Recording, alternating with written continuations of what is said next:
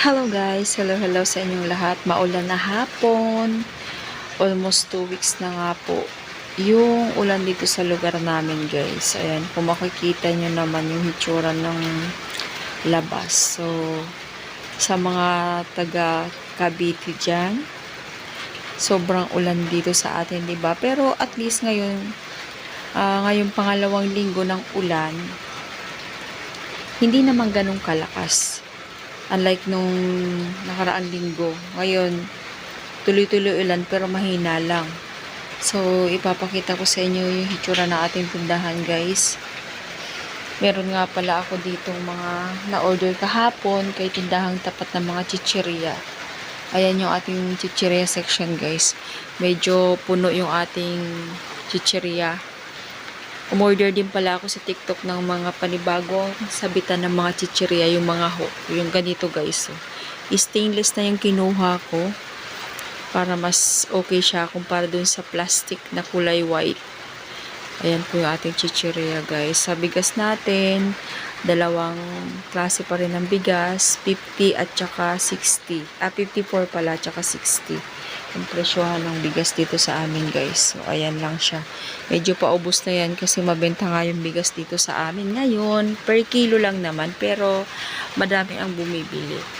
So, dito sa loob ng tindahan guys, medyo lumalabas na yung problema sa bubong. Dahil, ayan, meron na tayong mga nakasahod. So, meron pala ako ditong bagong baby guys. Meron ako mga baby dog dito. Nanganak kasi yung stray dog na pinapakain namin. Meron tayong panibagong baby dito sa tindahan. Ayan. Meron siyang 5 anak. Actually, 7 yan. Pero namatay yung 2. Kaya 5 na lang yung natira. Ang cute nila.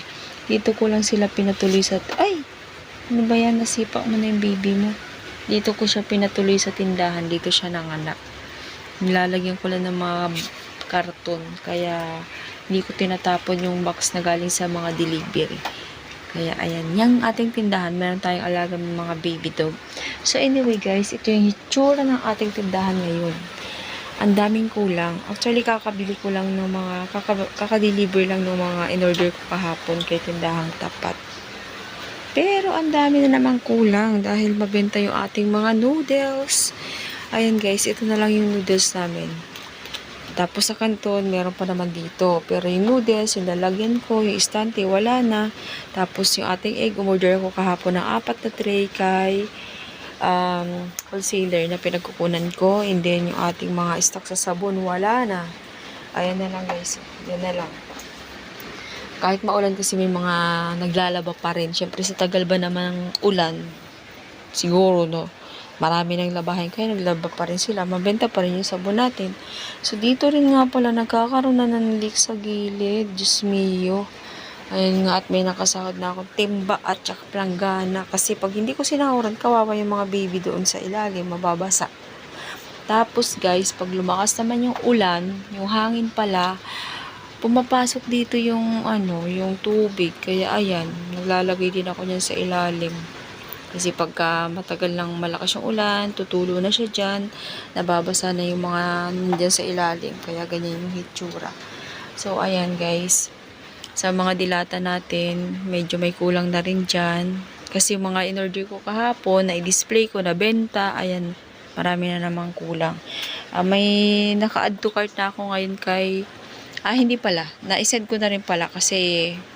anong oras na. Nasend ko na kanina yung mga kulang-kulang pang in-order ko kay tindahang tapat. So, ayan guys. Ito naman yung ating biskwit.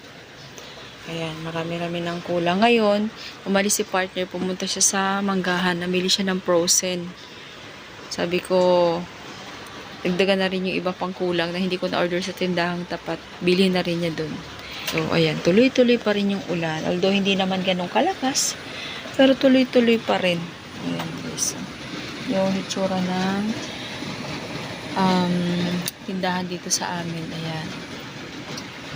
Maulan. Malamig ang panahon. Mabenta yung ating kape. Yung ating mga noodles, yung tuyo. Ayan, yung tuyo na pinakamabenta dito sa amin, guys. Ayan, 3 peraso na lang. So, ayan lang po yung ating update dito sa tindahan. Ngayong maulan. Ingat-ingat po tayong lahat. Happy sailing and thank you for watching. Bye!